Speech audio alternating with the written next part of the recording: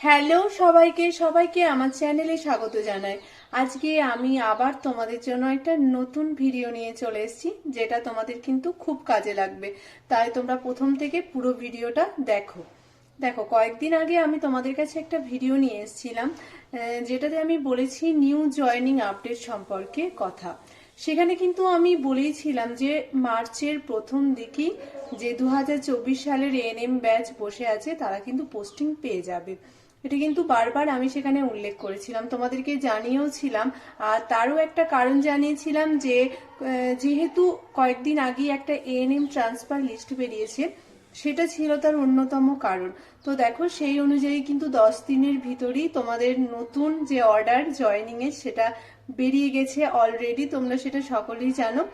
এখন তোমরা যারা ছোট বোন আছো তারা একসাথে সকলেই চাকরি পেয়ে গেছো। এখন সব থেকে একটা ভালো দিক হচ্ছে যে এএনএম ট্রেনিং করে কিন্তু একটু আর বসে থাকা দরকার হয় না। মানে যেখানে 6 মাসের মধ্যে পোস্টিং দেওয়ার কথা, এখন কিন্তু খুব তাড়াতাড়ি পোস্টিং দিয়ে দেয়, 6 মাসও লাগে না। তোমরা জাস্ট হাতে রেজাল্ট পেয়েছিলে, এই কয়েকদিন হয়েছিল, তার মধ্যেই কিন্তু তোমরা অর্ডার পেয়ে গেলে জয়নিং এর জন্য। তো দেখো, এটা কিন্তু একটা খুব ভালো দিক। এখন ভবিষ্যতে হয়তো কিছু চেঞ্জ হতে পারে, কিন্তু আগে এতটাও সুবিধা ছিল না। আমি যখন ট্রেনিং করি তখন কিন্তু আমাদের ব্যাচে প্রথম কথা সবাই আমরা একসাথে চাকরি পাইনি।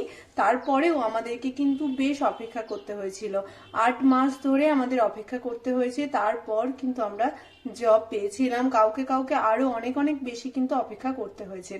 তো সেই হিসাবে বলি তোমরা খুব লাকি এই দিক থেকে যে খুব তাড়াতাড়ি তোমরা সবাই মানে জব পেয়ে গিয়েছো। তো আলটিমেট তোমাদের সবাইকে অনেক অনেক কংগ্রাচুলেশন। তোমরা খুব খুব ভালোভাবে কাজে জয়েন করো আর খুব ভালোভাবে মন দিয়ে কাজটা করো। আর দেখো, তোমরা সকলেই এখন খুব খুশি, কারণ এত তাড়াতাড়ি পোস্টিং পেয়ে গেছো। তোমরাও খুব অধৈর্য হয়ে পড়ছিলে, আমাকেও বারবার ভিডিওতে বলেছো দিদি কবে পোস্টিং অর্ডার আমাদের বেরোবে, কবে হবে, এটা বলছিলেন। যাই হোক, এটা তো স্বাভাবিক, সবারই হয়। আমরাও যখন মানে ট্রেনিং পাস করার পরে যখন দেরি হচ্ছিল, তখন আমাদেরও ভীষণভাবে চিন্তা হচ্ছিল যে এখনো কেন মানে পোস্টিং পেলাম না। এই ব্যাপারটা নিয়ে একটু চিন্তা তো থাকেই সকলে। কিন্তু এটা ভেবে নাও, যারা এখনো এএনএম মানে ট্রেনিং করবো ভাবছো, সরকারিতে কিন্তু যদি তোমরা চান্স পাও এএনএম ট্রেনিং এ, তো সেক্ষেত্রে কিন্তু কনফার্ম চাকরি পাবে। এটা কিন্তু কনফার্ম যে চাকরি পেতে হয়তো দেরি হতে পারে কিছুদিন, কয়েক মাস, বাট চাকরি মোটামুটি সবাই পাবে। ট্রেনিং করলেই তোমরা চাকরি পাবে, এটুকু শিওর। এবার আমি চলে আসি নিউ জয়নিং অর্ডারটা নিয়ে।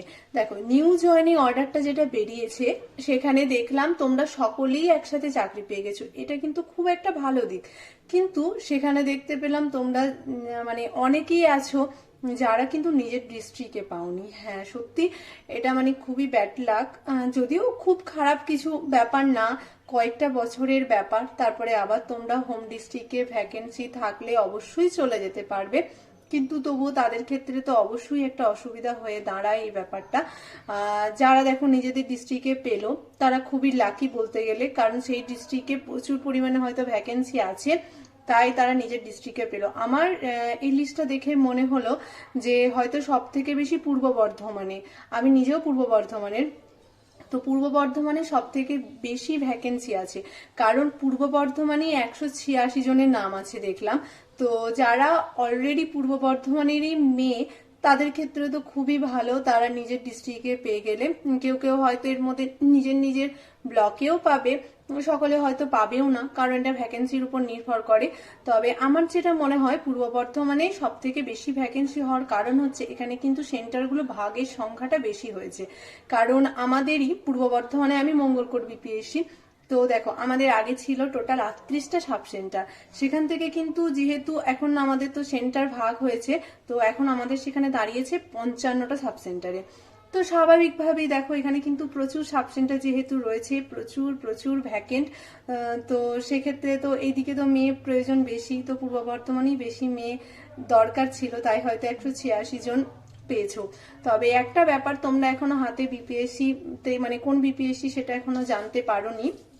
কিন্তু আমার মনে হয় যেটা, যে এখানে হয়তো নতুন সাব সেন্টারও তোমাদেরকে দিতে পারে, কারণ নতুন সাব সেন্টার এতদিন অবধি কিন্তু অফলাইনে অ্যাপ্লাই করা যাচ্ছিল, সেই প্রসেসটাও কিন্তু এখন বন্ধ হয়ে গিয়েছে। তো সেই হিসাবে মনে হয় যতটা, যে আমাদের তো পুরনো সাব সেন্টার মানে খুব বেশি ভ্যাকেন্ট নেই, পুরনো সাব সেন্টার যা আছে আছে, তারপরে কিন্তু নতুন সেন্টার মানে মোটামুটি সব সেন্টারই আমাদের ভ্যাকেন্ট। তো হয়তো তোমাদের 186 জন মেয়েকে, আমাদের টোটাল 23টা মতো ব্লক আছে, তো সেই ব্লকে তোমাদেরকে হয়তো কোথাও না কোথাও দিয়ে দেবে, আমাদের বিপিএসসি তেও দেবে। আমি এটা দেখো আমার ডিস্ট্রিক্ট সম্বন্ধে বললাম, অন্যান্য ডিস্ট্রিক্টেও তাই হয়েছে। নদিয়াতেও আমি যেটা দেখলাম মোটামুটি 126 জনের মতো নাম আছে। তো এইভাবে সব ডিস্ট্রিক্টই মোটামুটি মানে আছে, কিন্তু একটু কপাল যাদের খারাপ তারা একটু অন্য ডিস্ট্রিক্টে পেয়ে গিয়েছো, সেক্ষেত্রে হয়তো তাদের একটু খারাপ লাগবে, আর খারাপ লাগাটাই একটু স্বাভাবিক। কারণ দেখো তাদেরকে তো এখন মানে যেখানে পোস্টিং সেখানে বাড়ি থেকে তাদের অনেক দূর হচ্ছে, আর সব থেকে বড় কথা সেখানে ঘর ভাড়া নিয়ে থাকতে হবে। কিন্তু আরো একটা কথা বলি, ধরো নিজের ডিস্ট্রিক্টে পেলেও যদি নিজের বিপিএসসি থেকে অনেক দূরে বাড়ি হয়, সেক্ষেত্রেও কিন্তু ঘর ভাড়া নেওয়ারই দরকার হবে। তো সেক্ষেত্রে একটু মানে খরচটা বেশি হয়ে যায়, এটা তো একটা স্বাভাবিক ব্যাপারই। সেদিকে ভাবলে, যদিও এটা নিয়ে মন খারাপ করার কিছু নেই, তোমরা নতুন জয়েন করেছো, তাই এখন 3টে বছর ঠিক খুব ভালোভাবেই কেটে যাবে। আর 1 বছরের মধ্যে যদি তোমরা কোনো মিউচুয়াল পেয়ে যাও কাউকে, তো সেক্ষেত্রে তো খুব ভালো ব্যাপার, তোমরা ট্রান্সফার পেয়ে যাবে খুব তাড়াতাড়ি। আর তাছাড়া 3 বছর তো দেখতে দেখতে কেটে যাবে। কাজ শিখতেও সময় লাগে, যেহেতু আমাদের দেখো ট্রেনিং থেকে কাজ কিন্তু আমার যেটা মনে হয় অনেক অনেক আলাদা, কারণ ট্রেনিং টাইমে আমরা হসপিটালে ডিউটি করে আসি, বাট এখানে এসে ফিল্ডে যে কাজগুলো থাকে সেগুলো কিন্তু অনেকটাই আলাদা। মানে রিপোর্ট রিটার্ন এগুলো কিন্তু আমরা ট্রেনিং এ কিছুই শিখি না, সমস্তটাই আমরা জয়েন করার পর কাজ করতে করতে শিখি। তো সেক্ষেত্রে দেখো অনেকটা ডিফারেন্ট মানে ব্যাপারটা, তোমাদের শিখতেও একটু সময় লাগবে। তো অনেকে যারা পুরোনো সেন্টার হয়তো জয়েন করবে তারা সেকেন্ড এনএমও পেয়ে যেতে পারো, আর যারা নতুন সেন্টারে জয়েন করবে সেক্ষেত্রে খুব রেয়ার 2-1 জন ছাড়া হয়তো সেকেন্ড এনএম পাওয়া যাবে না, সকলেই তোমাদেরকে একা একাই মানে কাজ করতে হবে। তবে একটা সুবিধা দিক হচ্ছে বলতো কি, এখন পপুলেশন অনেক কম, সেক্ষেত্রে অনেকটাই সুবিধা কাজ করতে গিয়ে পপুলেশন কম হওয়ার জন্য। তোমরা অলরেডি সিওমএইচ অফিসে জয়নিং লেটার লিখে তোমাদের মেডিকেল যে টেস্টগুলো করানোর অলরেডি তোমাদের প্রসেস চলছে।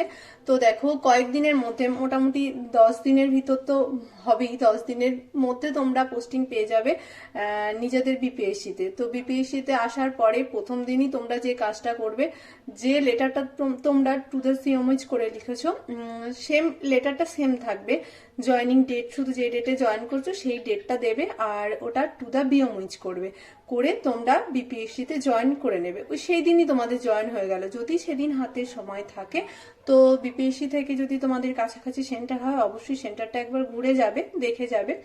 আর যদি অনেকটা ডিস্টেন্স হয় সেক্ষেত্রে তোমরা সেদিন সেন্টার যদি না যেতে চাও নাও যেতে পারো, তোমরা তার পরের দিন সেন্টার তোমাদেরকে যেতে হবে, নতুন সেন্টার। তো আরো একটা কথা, তোমরা যেহেতু এই টাইমে জয়েন করলে, দেখো আমাদের সামনে 3 তারিখ থেকে কিন্তু পালস পোলিও প্রোগ্রাম হচ্ছে। তো পালস পোলিও প্রোগ্রামের মধ্যেই তোমরা ঢুকছো।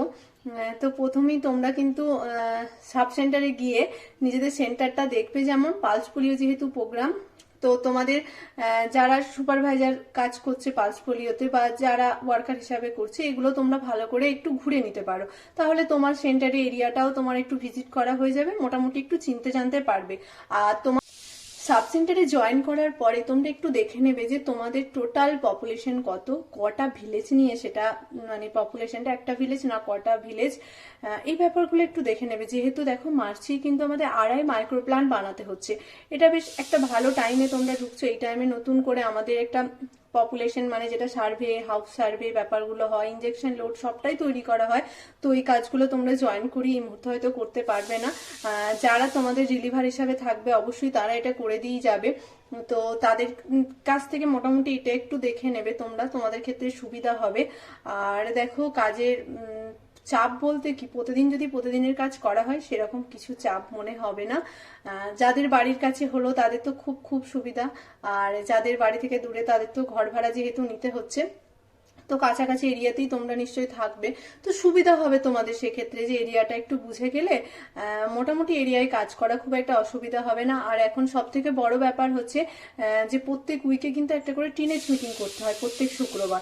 আর বাকি দিনগুলোতে তোমরা যেটা ফিল্ড ভিজিটের ডেট মঙ্গলবার, এগুলো একটু ফিল্ড ঘুরে দেখলে তোমাদের সুবিধা হবে। তো উইকে যদি এইভাবে সাজিয়ে গুছিয়ে কাজ করতে পারো তাহলে খুব সুবিধা। তোমরা যদি কাজ সম্পর্কে মানে আমি মোটামুটি তোমাদেরকে বললাম যে জয়েন করার পর তোমাদেরকে কি কি কাজ করতে হতে পারে সেগুলো আমি তোমাদেরকে একটু জানিয়ে রাখলাম। তো আরো যে কাজগুলো আছে প্রচুর পরিমাণে আমাদের কাজ, কিন্তু যদিও দেখো কাজ করতে করতে এমনই হয়ে যায় খুব একটা অসুবিধা হয় না।